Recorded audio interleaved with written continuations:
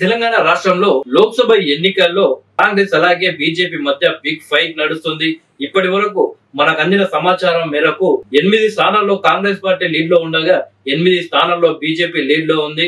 మరొక స్థానంలో MIM party lead ఉన్నట్టు తెలుస్తుంది.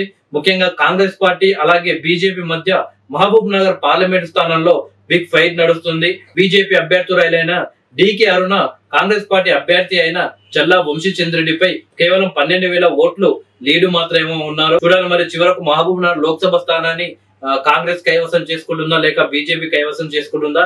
ఇక కాంగ్రెస్ పార్టీ లీడ్ లో ఉన్న స్థానాలు వచ్చేసి పెద్దపల్లి గడ్డం వంశకృష్ణ 1,00,000 పైనే మెజారిటీతో ముందుకు వెళ్తున్నారు. ఇక వరంగల్ నుండి కడియం కావ్య 1,50,000 లీడ్ తో ఉన్నారు. ఇక మహబూబాబాద్ నుండి పోటీ చేసిన కాంగ్రెస్ పార్టీ అభ్యర్థి బలరాం నాయక్ దాదాపు 2,98,000 ఓట్లు లీడ్ తో ఉన్నారు.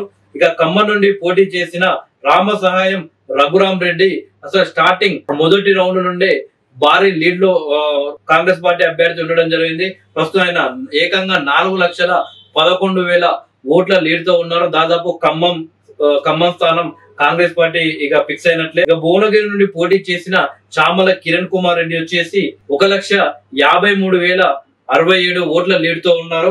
ఇక నల్గొండ నుండి పోటీ చేసిన కొండూరు రఘువీర్ రెడ్డి 4,90,000 ఓట్ల మెజారిటీతో ఉన్నారు. ఇక నాగర్కర్నూలు నుండి పోటీ చేసిన డాక్టర్ మల్లు రవి గారు 67,937 ఓట్ల లీడ్ తో ఉన్నారు. ఇక సురేష్ షెట్కర్ 37,189 ఓట్ల లీడ్ తో ఉన్నారు. ఇలా మొత్తానికి కాంగ్రెస్ పార్టీ ప్రస్తుతం దాదాపు 8 చోట్ల మొదటి నుండి లీడ్ తో ముందుకు వెళ్తుంది.